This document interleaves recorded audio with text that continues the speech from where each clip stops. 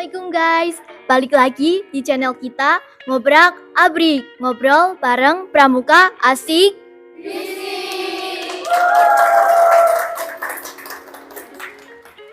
Dan di episode bulan Ramadan kali ini, yaitu episode 8, kita kedatangan tamu spesial nih, yaitu ada yang tahu nggak siapa?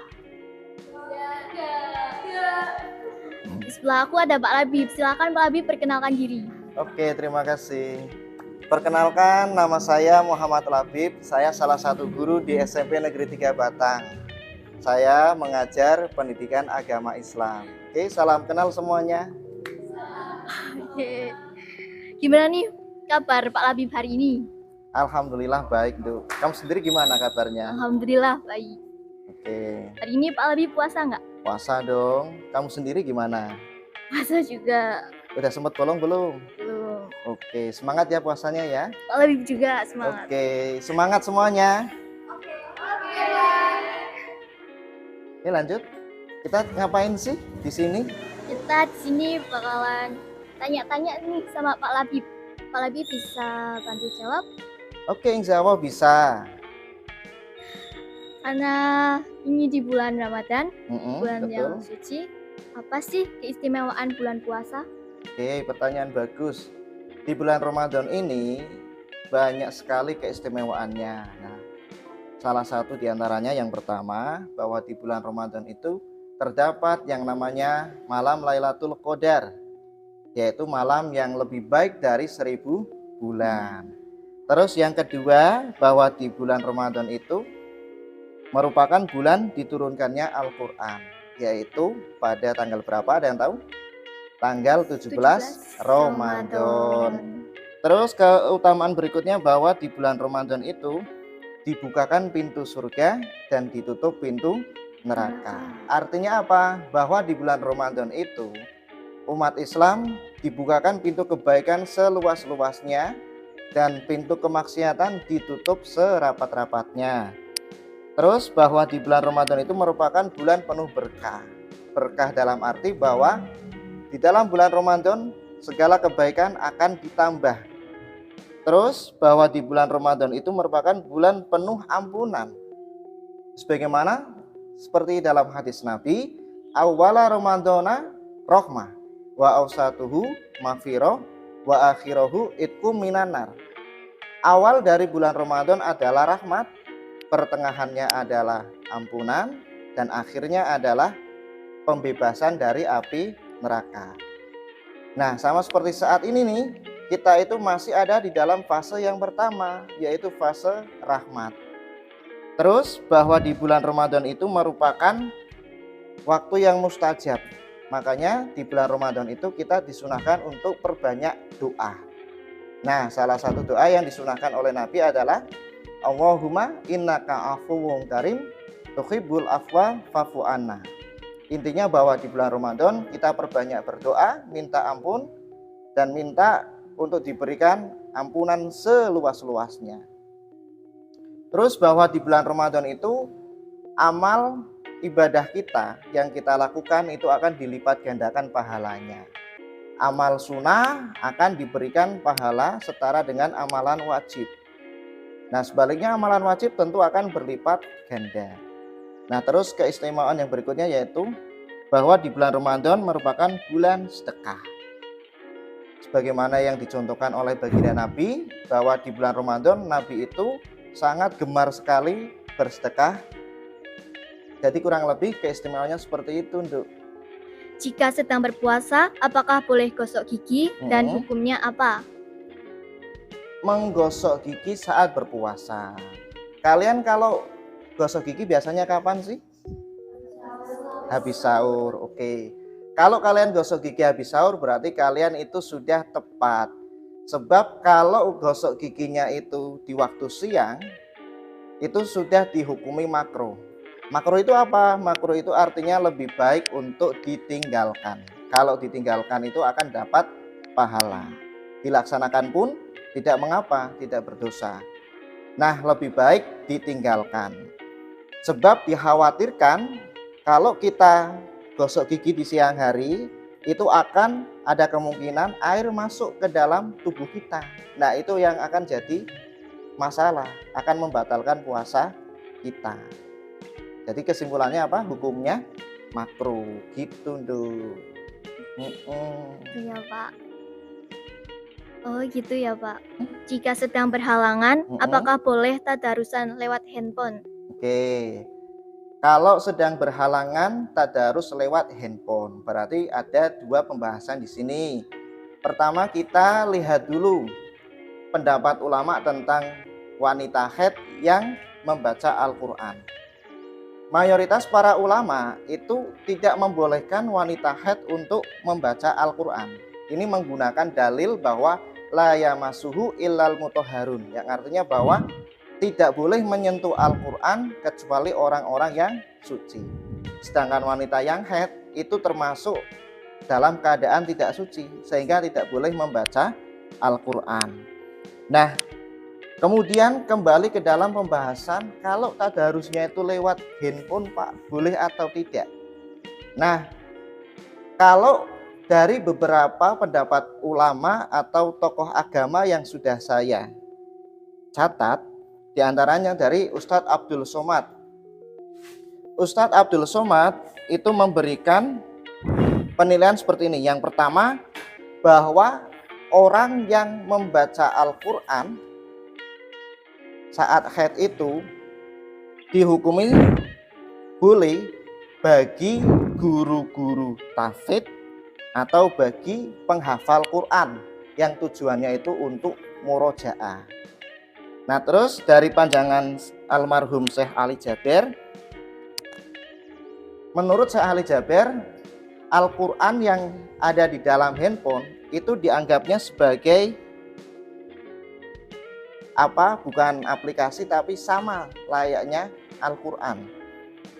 Nah, Syekh Ali Jaber menegaskan bahwa boleh untuk membaca lewat handphone, tidak ada masalah.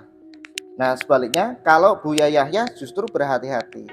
Orang yang sedang haid itu tidak boleh untuk membaca Al-Quran. Lalu kesimpulannya gimana? Kalau pendapat saya pribadi, dengan melihat kondisi sekarang, ulama-ulama modern yang cenderung membolehkan, sebab kalau kita lihat fakta yang ada di lapangan, kita jujur saja, kita banyak membaca Quran atau membaca story WA. Tentu banyak membaca story WA toh. Nah, maka untuk menghilangkan hal-hal yang kurang baik seperti itu, maka lebih baik kita boleh untuk membaca Al-Quran. Nah, untuk kehati-hatiannya ada dua opsi. Yang pertama, membacanya dalam hati, terus yang kedua diniatkan untuk berzikir, bukan untuk membaca kalam ilahi. Seperti itu kurang lebih. Terima kasih jawabannya, Pak. Berarti boleh nggak, Pak, jadinya? Boleh, tapi dengan catatan bahwa dibacanya di dalam hati dan tidak diniatkan membaca kalam ilahi, namun diniatkan untuk zikir. Itu ya, Pak. Apa hukumnya jika puasa hanya tidur saja? Nah, ini bagus ini. Salah satu teman kita juga yang seperti itu. Wisnu, ya. Wisnu itu pernah cerita kayak gini. Pak Labib, saya itu bangun kok duhuran saja terus tidur lagi, gimana itu? Nah, ini sekalian Wisnu saya jawab. Orang yang berpuasa kemudian kegiatan pada waktu dari mulai pagi sampai sorenya dihabiskan untuk tidur, itu termasuk kategori sia-sia. Kenapa sia-sia? Nah, sebab kalau menurut Imam Ghazali itu seperti ini, bahwa ada puasa itu adalah dengan merasakan perasaan haus, perasaan dahaga, sehingga dari perasaan haus dan dahaga itu akan memunculkan hati yang jernih. Sekarang pertanyaannya gini, ketika kita banyak tidur, pagi tidur, terus siangnya sholat sebentar, tidur lagi, bangun sore, kemudian jalan-jalan, ngabuburit. Nah, terus apa cobaannya? Kan tidak ada yang bisa dirasakan. Nah, sehingga singkatnya kayak gini, orang yang banyak tidur di bulan Ramadan itu termasuk sia-sia. Nah, kecuali kayak gini, ketika tidurnya itu memang diniatkan untuk menghindari maksiat. Tidurnya untuk menghindari maksiat. Misalkan kalau kita ada di dalam circle pertemanan, misal kita ada di kos-kosan, teman-teman kita itu termasuk toksik nih, meskipun bulan Ramadan, tapi banyak hibahnya, maka kita boleh, daripada ikut hibah, kita tidur aja, gitu tuh. Bagaimana jika sedang berpuasa tapi pacaran? Bagus ini. Bagaimana hukumnya orang yang puasa tapi pacaran? Nah, sekarang saya kasih wawasan tambahan buat kalian. Kalian tahu nggak tentang sejarah dari pacaran?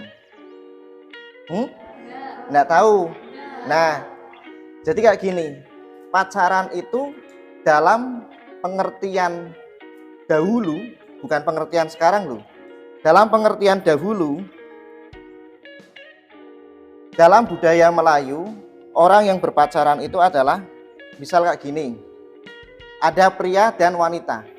Pria ketika menyukai wanita, pria yang menyukai wanita ini kemudian datang ke rumahnya wanita tersebut membawa tim atau keluarga yang berpantun.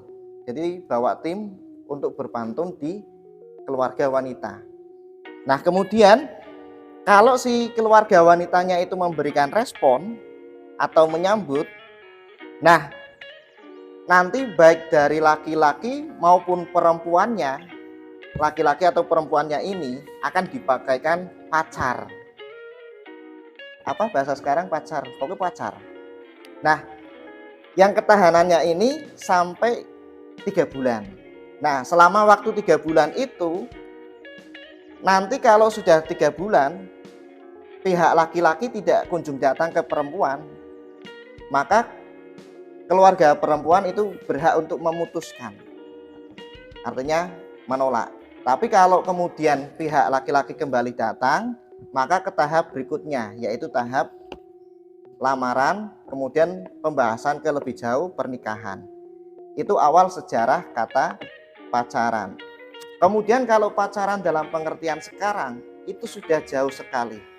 Bahkan di sini saya mengutip dari Kamus Besar Bahasa Indonesia yang ditulis oleh Profesor Purwo Darminto. Ada 3 pengertian. Pengertian yang pertama itu bahwa pacaran adalah pergaulan bebas yang ditujukan untuk mencapai tujuan tertentu. Terus kemudian pengertian kedua bahwa pacaran itu merupakan pasangan yang endingnya itu untuk zina. Terus yang ketiga, pengertian pacaran itu adalah penjajakan dalam rangka untuk kecocokan jodoh. Nah, itu dalam pengertian sekarang. Namun, menurut hemat saya, kalau dalam Islam, pacaran jelas tidak ada dan jelas itu tidak boleh. Tetapi kalau melihat konteks modern, saya melihat di misal fatwa Muhammadiyah, fatwa Tarjih Muhammadiyah, itu masa pacaran disamakan dengan masa tunangan. Artinya di sini masa pacaran diartikan sama dengan masa tunangan. Berbeda dengan pemahaman anak muda sekarang yang mengartikan bahwa pacaran itu berarti hubungan antar lawan jenis yang terkadang endingnya apa? Endingnya adalah pada melakukan aktivitas biologis.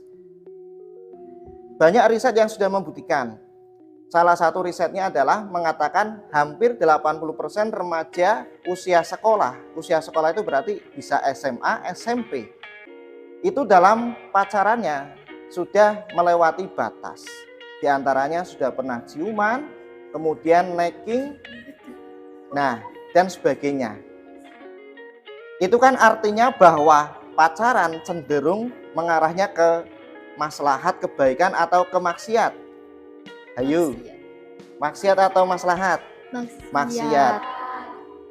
Berarti kan lebih baiknya ditinggalkan enggak? Ditinggalkan. Nah, ditinggalkan. Sehingga bagi yang masih pacaran, ketika jelang Ramadan lebih baik putuskan, bersihkan dulu. Nah, ini sama dengan ajaran para wali terdahulu.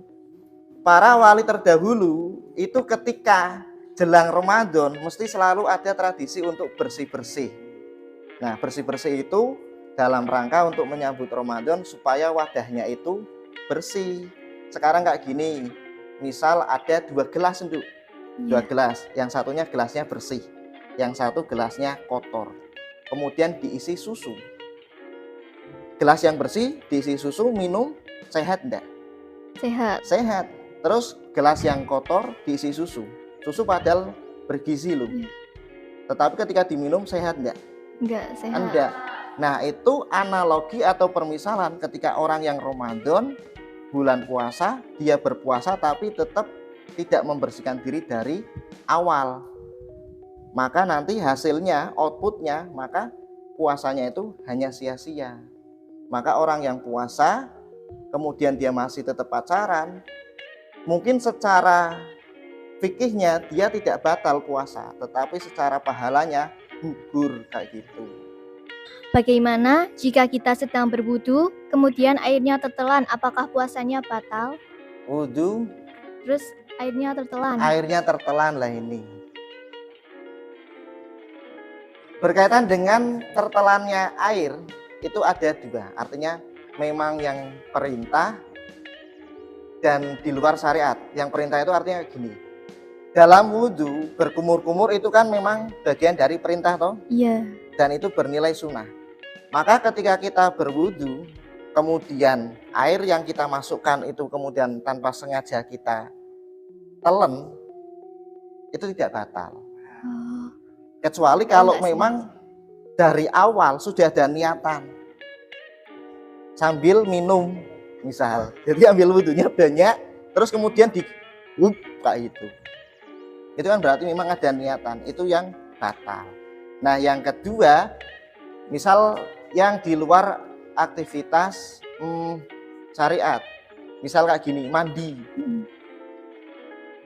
bulan Ramadan tengah hari, mandi kemudian masuk ke minum, maka ya batal, karena aktivitas mandi itu bukan perintah syariat kayak gitu. Kenapa di bulan Ramadan kita lebih rajin bertadarus? Nah, kalau pendapat saya pribadi ada 2 alasan tuh. Yang pertama, kenapa di bulan Ramadan kita rajin tadarus? Karena kita sudah mengetahui tentang keutamaan membaca Al-Quran. Sebagaimana hadis Nabi, man ta'allamal Quran khairukum man ta'allamal Quran wa 'allamahu. Sebaik-baik orang di antara kalian yaitu yang man ta'allamal Quran, yang belajar Quran wa 'allamahu dan mengamalkannya. Nah, sehingga kalau sudah tahu keutamaannya, otomatis di bulan Ramadan itu akan tambah semangat. Logikanya kayak gini, ketika kamu sudah tahu bahwa di bulan Ramadan itu banyak diskon, kamu akan berburu diskon di situ enggak? Iya. Kan iya. Nah, terus yang kedua, karena juga sudah tradisi. Banyak orang-orang yang melakukan hal serupa. Jadi kamu tambah semangat. Temannya banyak baca Quran, teman satunya baca Quran. Jadi kan kamu ke-trigger untuk ikut baca Quran. Jadi kayak gitu. Jadi tertarik gitu ya? Tertarik. Ini pertanyaannya kayaknya biasa nih di kalangan teman-teman. Apa sih? Bagaimana jika sedang berpuasa lalu berkata kasar? Oh, berpuasa tetapi berkata kasar. Nah, bagus itu. Nabi jauh-jauh hari sudah mengingatkan, yaitu kam min so'imin laisa lahu min siyamihi ilal ju' wal atos. Kam min so'imin, sudah banyak orang yang berpuasa, laisa lahu namun bagi dia min siyamihi, buah dari puasanya apa? Ilal ju' wal atos, hanya dapat rasa haus dan lapar. Lah ini disebabkan apa? Disebabkan adalah tadi tidak bisa meninggalkan hal-hal yang kurang bermanfaat. Karena Nabi juga sudah mengingatkan min husnil islamil mar'i tarkuhu mala yakni. Di antara tanda kebaikannya seorang muslim yaitu dengan meninggalkan hal-hal yang tidak bermanfaat. Jadi simpelnya ketika ada orang yang dia berpuasa tapi masih berkata kotor, puasanya tidak batal, namun secara pahala dia pahalanya banyak yang gugur, kurang kayak gitu. Jadi kayak sia-sia gitu ya. Sia-sia. Puasa ini kan nggak cuma ada di agama Islam ya, ada di agama lain juga. Terus puasa dalam berbagai agama, kalau menurut Pak Labib gimana? Oh, puasa dalam berbagai agama. Di sini saya sudah riset atau observasi dengan tanya ke salah satu murid juga. Kebetulan kan di SMP 3 ada salah satu murid yang dia nonis.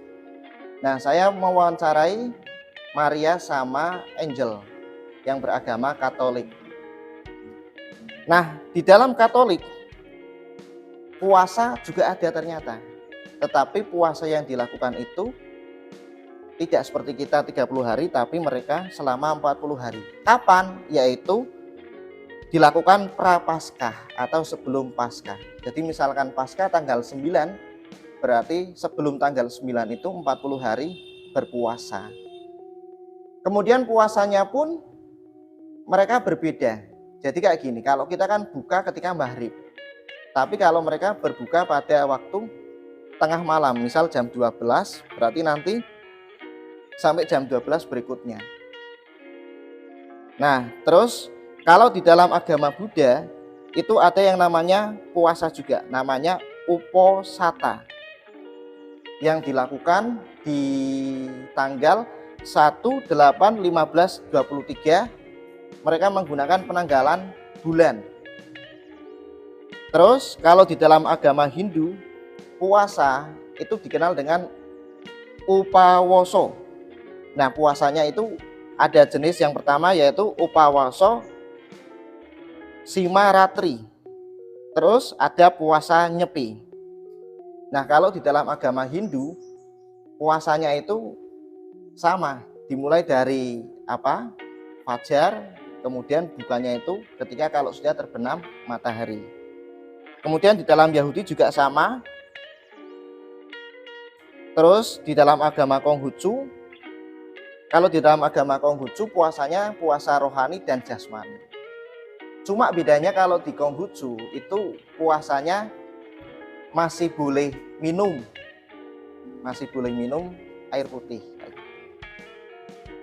Itu puasa di agama-agama yang lain. Gitu ya Pak Labib.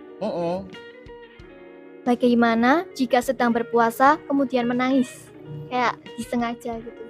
Oh, ini cewek-cewek yang melo. Masih bulan puasa kemudian menangis. Nah ini batal atau tidak? Batal kalau air matanya diminum. Itu batal. Misal nangis kan kemudian air matanya meleleh nih ya, terus masuk, terus kamu telan, itu batal. Tapi menangis itu itu adalah sifat emosional dari ekspresi manusia. Artinya kayak gini, ketika kita misal dalam suasana sedih di bulan Ramadan, kemudian kita menangis, mosok kita harus tahan, kan enggak seperti itu. Malah justru menangis itu akan berpahala loh.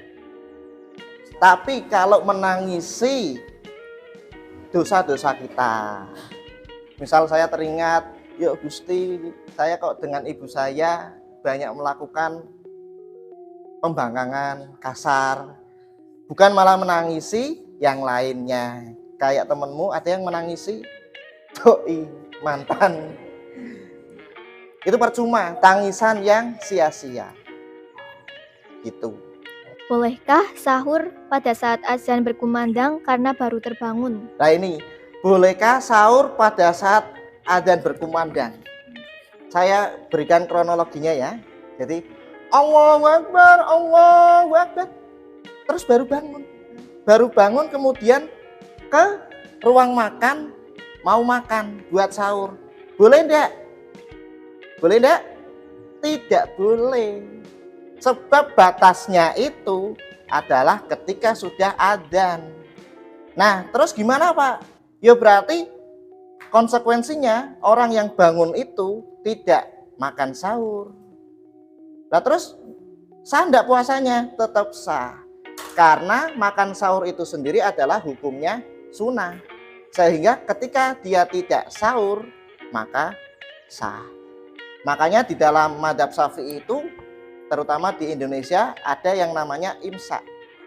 Tahu imsak ya? Masing-masing di daerah kita kan biasanya di musola maupun masjid ada sirine. Ketika sudah imsak bunyi kayak gitu kan? Iya. Nah, ini buat Wisnu. Misalkan Wisnu ini bangun pas imsak, waktunya kan berarti sudah mepet nih. Supaya tips dari saya, makannya supaya biar cepat. Nasi, kemudian tempe, sayurnya dimasukkan ke blender, di blender. Kemudian pakai sedotan biar cepat. Gitu. Oke. Boleh nggak sih motong kuku sama bersihin telinga pas puasa? Motong kuku sama bersihkan telinga di bulan puasa. Oke. Memotong kuku itu boleh di bulan puasa. Tidak membatalkan puasa juga. Terus membersihkan telinga kalau menggunakan tangan, misal ini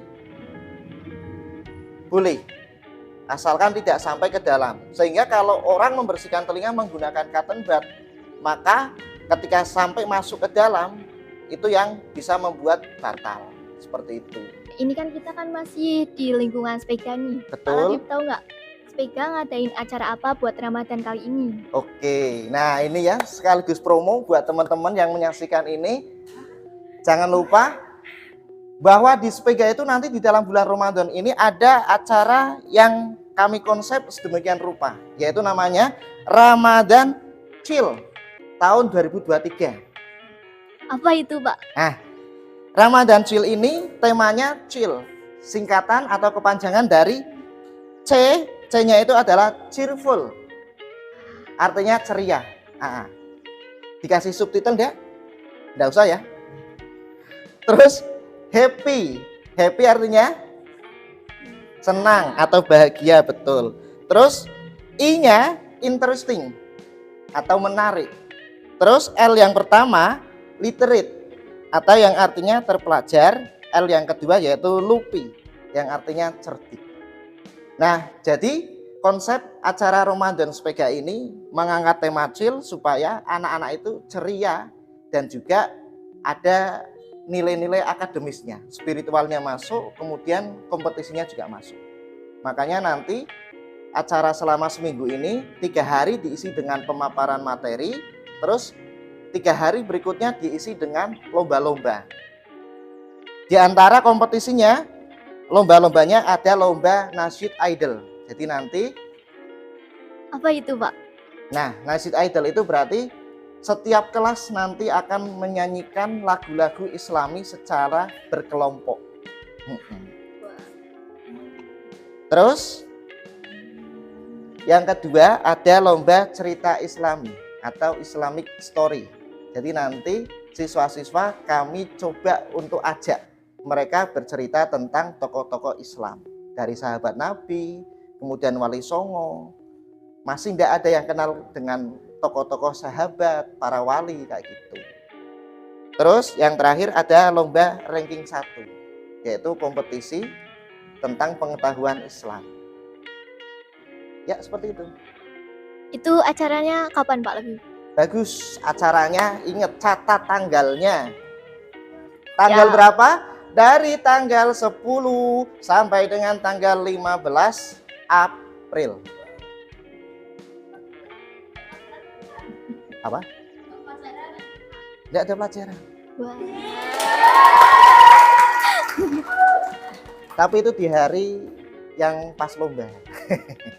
Di hari yang pemaparan materi tetap pelajaran. Sebab nanti akan digilir Senin kelas 7, berarti nanti kelas 8, 9 pelajaran. Lah terus Selasa kelas 8, berarti kelas 7, 9 pelajaran. Rabu kelas 9, berarti nanti kelas 7, 8 pelajaran. Oke, nikmati aja. Gitu ya Pak Labib. Gitu, betul. Nah, kalau Pak Labib pas buka puasa biasanya makan nasi dulu atau makan takjil dulu? Oke, Dan makan nasi dulu sebaiknya apa takjil dulu? Saya ingin tanya dulu di antara kalian, tim yang makan nasi dulu ketika berbuka siapa? Ayo ngacung. Nggak ada. Yang makan takjil dulu? Oke, yang makan takjil dulu berarti kita setim. Nah, antara takjil dulu apa nasi dulu, ternyata itu dalam ilmu medis sudah ada penjelasannya dulu. Ketika kita berpuasa, itu kan perut berarti dalam kondisi kosong. Dalam kondisi kosong, ketika kalau diisi langsung dengan makanan berat atau makanan besar, maka akan memicu asam lambung menjadi meningkat. Nah, sehingga alangkah baiknya makanan berat itu mulai dimakan itu, kata dokter, dikasih jarak sekitar 30 menit. Jadi di awal kita batalkan dengan takjil dulu, makanan-makanan ringan, baru kemudian dengan makan berat 30 menit kemudian.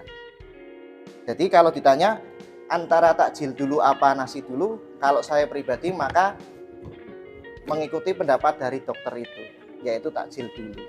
dulu ya. Terus ini biasa aja cewek-cewek nih kayak yang nanyain. Cewek. Heeh. Oke.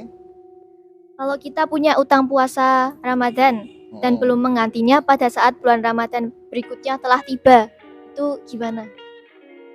Oke. Kaitan dengan puasa Ramadan. Bagi wanita yang punya hutang puasa, misal kayak gini nih, dengarkan baik-baik yang cewek-cewek lo. Ramadan tahun kemarin kamu masih ada hutang. Lah terus di Ramadan tahun ini kamu belum sempat lunas atau belum sempat mengkodok. Maka kamu dahulukan dulu puasa tahun ini. Lah nanti kekurangannya atau yang hutangnya itu diganti atau dikodok setelah Ramadan tahun ini selesai. Kemudian kalau alasan kamu menunda-nundanya itu karena satu, bukan karena ada udzur, tapi memang karena malas, maka selain kodok kamu juga harus membayar fidyah. Fidyah itu berarti memberi makan orang miskin. Besarannya berapa? Besarannya itu kalau menurut ulama Hanafi itu sebesar 815 gram. Terus kalau madhab Syafi'i, Hambali, Maliki, fidyahnya itu sekitar 543 gram. Nah, oleh karena itu kesimpulannya adalah kayak gini. Ketika kamu sudah masuk bulan Ramadan, kemudian ada puasa yang tertinggal, hutang puasa, itu kalau bisa di bulan Syawal dari mulai tanggal 2 langsung kamu ganti. Jangan kamu tunda-tunda supaya tidak sampai di Ramadan berikutnya itu kamu sudah kehilangan momen untuk mengganti. Oke guys, demikian bincang-bincang kami bersama Pak Labib. Kalau kalian ada pertanyaan bisa list di komen ya. Pertanyaan itu bakalan dijawab di podcast episode berikutnya. Dan tentunya jangan lupa like, komen, dan subscribe. Dadah!